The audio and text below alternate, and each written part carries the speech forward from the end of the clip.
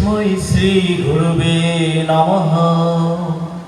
শ্রীমদ্ভগবদ্গীতা চতুর্থ অধ্যায় জ্ঞান युग শ্লোক নং 11 শ্রী ভগবান বাচ এ যথা মাম প্রবুদ্ধন্তে তাং তথৈব ভজাম্যহং